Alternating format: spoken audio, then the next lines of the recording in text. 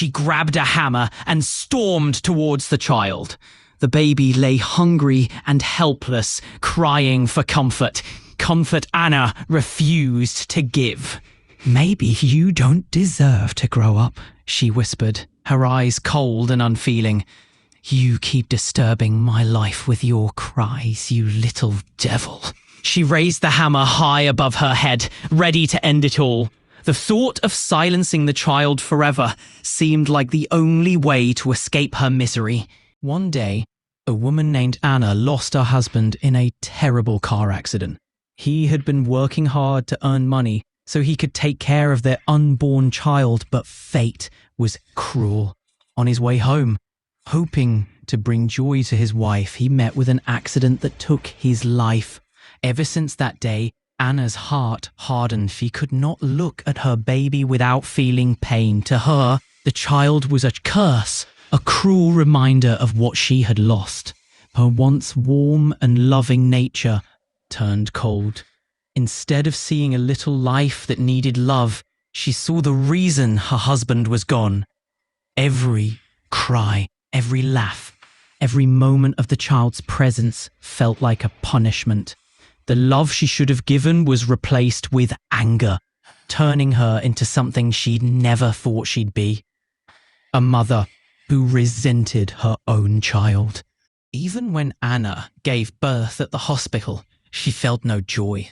There was no warmth in her heart for the child she had carried for 9 months. Instead, she felt a strong desire to push the baby away, to forget he ever existed. The doctors and nurses noticed how cold she was, how she never smiled or held her newborn with love. They could see that something was wrong, but they didn't know the storm raging inside her. To Anna, the baby was nothing but a reminder of her husband's tragic death. She stared at the small, innocent face and saw the curse that had ruined her life. The pain in her heart burned like fire, turning into hatred. One night, unable to hold back her anger, she whispered bitter words to the child. "You will regret coming into this world," she said. Her voice was cold and sharp, filled with pain and anger. "You will regret having me as your mother, little devil." The baby, unaware of his mother's cruel words, simply laughed. His tiny hands moved in the air, his little eyes shining with innocence. He did not understand the hatred in his mother's voice. He only felt the air around him, the soft blankets beneath him, and the strange, unfamiliar world he had just entered. But Anna was determined to make the child suffer. She refused to show him love. She would leave him alone at home and go to the market, laughing and chatting with her friends, forgetting that she had a baby waiting for her. Instead of gently bathing the child, she would pour a bucket of cold water over him, letting his cries fill the small house. She never cared if he shivered or if his tiny body shook from the shock. One of her friends noticed her cruelty and tried to talk to her. "Anna, have pity on the baby. He's innocent," she said gently. But Anna refused to listen. Another friend, full of bitterness, encouraged her. "The child is the reason your husband died. Keep teaching him a lesson," she whispered. Sometimes Anna went to parties alone, leaving her baby behind. She danced, drank, and forgot about him. To her, he was nothing but a painful reminder she wished she could erase. Anna started going to parties more often, meeting new friends and forgetting about her child completely. She laughed, drank, and danced, caring more about the fun than the little baby crying at home. The people she surrounded herself with encouraged her reckless behavior, making her believe that her happiness mattered more than anything else. One night, as she sat at a party, sipping her drink and listening to music, her friend Alice leaned close and whispered, "Look at you, Anna. You are beautiful. With all this beauty, you could be a millionaire, living a luxurious life. Anna frowned, confused. What do you mean? She asked. Alice smiled. There are so many rich men at this party, millionaires who are ready to pay millions just to be with you. Anna's stomach twisted at the thought. Are you saying I should become a toy for rich men? She asked, unsure. Alice laughed. No, Anna, just one night. Think about what you can get. Millions of naira. Why waste your beauty? Your husband is long gone, and you deserve to start enjoying your life again. Alice had been in this business for a long time, and she had no intention of stopping.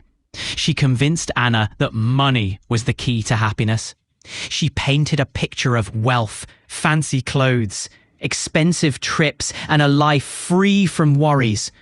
At first, Anna hesitated, but greed slowly crept into her heart. She imagined herself living a grand life, buying anything she wanted, dining at the finest places, and escaping the pain that had haunted her for so long. Without realizing it, she was walking into something far worse. From that night on, she abandoned her child completely. She welcomed men into her home, allowing them to do as they pleased. She stopped caring about her late husband or the innocent baby who needed her love. Her house became a place where men came and went, leaving behind money and taking pieces of her soul. Whenever her child cried, she laughed and told the men, "Don't worry about that thing." She had changed, and there was no turning back.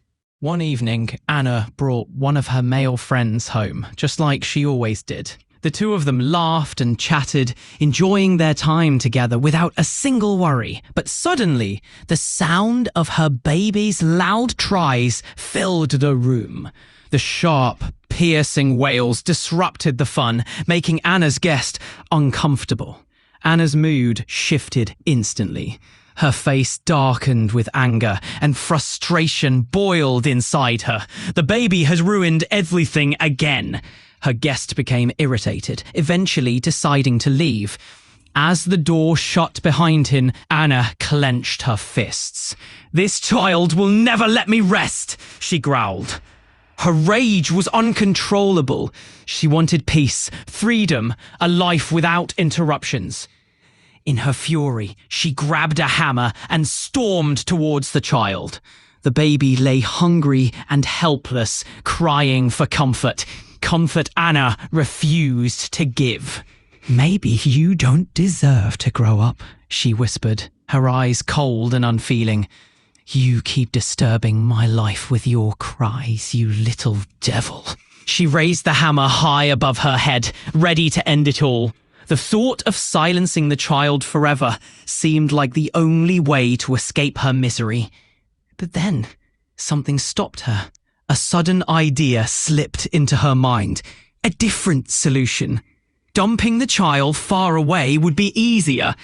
If she abandoned him, she wouldn't have to carry the guilt. Without hesitation, she took the baby in her arms and walked deep into the streets. The night was quiet, the stars watching as she found a lonely path by the bushes. She placed the crying baby on the ground, turned her back, and walked away. Anna felt a rush of relief. She was free. No more cries, no more interruptions. Now, she could focus on her parties, her men, and her new life without worry. But fate had other plans. A poor woman passed by that night and heard the baby's weak cries. Her heart ached as she picked him up. "Who did this to you, my child?" she whispered, holding him close. She took the baby home, cleaned him, and fed him warm milk. "You are safe now," she promised. The poor woman who found the abandoned baby did everything she could to take care of him.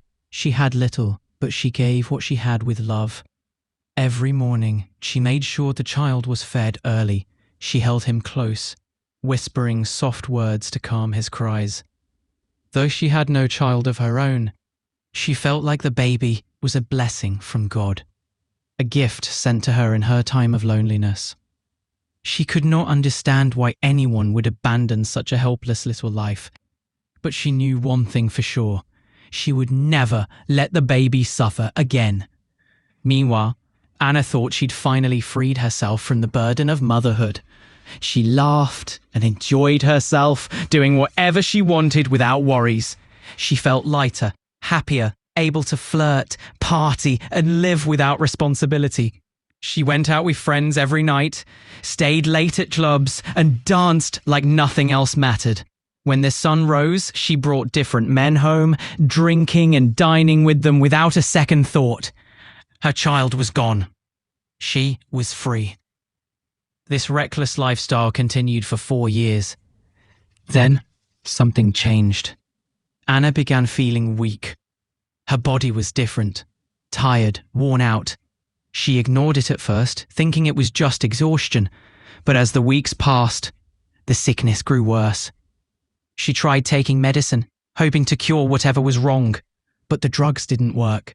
Instead, her body became thinner, her energy drained, and the glow that once made her shine in parties faded away. Then, her so-called friends stopped visiting. One by one, they left. The men she flirted with disappeared. No one called, no one cared. It was in her darkest moment that she realized the truth. Her friends had never truly stood by her. They were only there in good times, never in bad. Maybe I need to go to the hospital and get checked, she thought, fear growing inside her. Meanwhile, the other woman continued to care for the baby, now a little boy named Moses. He was strong, healthy, and happy. She'd given him a name, a new life. Moses didn't know who his real mother was. To him, the woman who raised him was his mother. Anna finally went to the hospital. Her body was weak, her face pale. She needed answers. "Madam, this is bad news," the doctor said, his voice serious. Anna's heart pounded. "Just tell me what's wrong," she said. The doctor handed her the test results. As her eyes scanned the paper, her breath caught in her throat. It showed she was HIV positive. A disease with no cure. Her hands trembled. Her vision blurred. She felt like the ground beneath her was spinning, turning upside down. "HIV!" she screamed. She came back home like a log of wood, tired and crying. A beautiful woman like her now had an HIV infection. She finally understood where it had come from. It was her reckless lifestyle, flirting with different men. She took her phone and called one of her friends countless times, but no one answered. Everyone abandoned her when they learned she was sick, and her illness seemed suspicious. She could barely eat. She was not strong enough to cook for herself or even go to work. She continued getting weaker and weaker. Meanwhile, the other woman was living happily with the lost but found baby. Though they were poor, they were still happy. But one day, Anna was walking on the street, weak and sad. She had not eaten for days. She wandered the streets alone, carrying a heavy heart, when she saw a woman walking with a young boy. She saw the boy from afar, and he looked just like her baby, the same baby she had abandoned many years ago. She approached the woman and looked at the boy more closely. She saw the mark on his face. "My son!" she whispered. "My long-lost son! You stole my son!" Anna shouted at the woman. "I didn't steal your son. Please leave us alone." The second woman tried to defend herself. But Anna didn't stop. She began shouting loudly. "No, this is my son. I clearly remember his face. You stole my son," Anna continued. The young boy was confused. He held on to the second woman tightly. "Please leave us alone," he said in a tiny voice. "No, I am your real mother. This woman stole you from me," Anna tried to convince the boy. Then the second woman finally decided to speak the truth. "She is right. I am not your real mother. I saw you sitting helplessly by the bush, crying, so I decided to help. I'm sorry I hid it from you," the woman said. "I told you she stole you from me. Come back to me. It's me, your real mother," Anna said.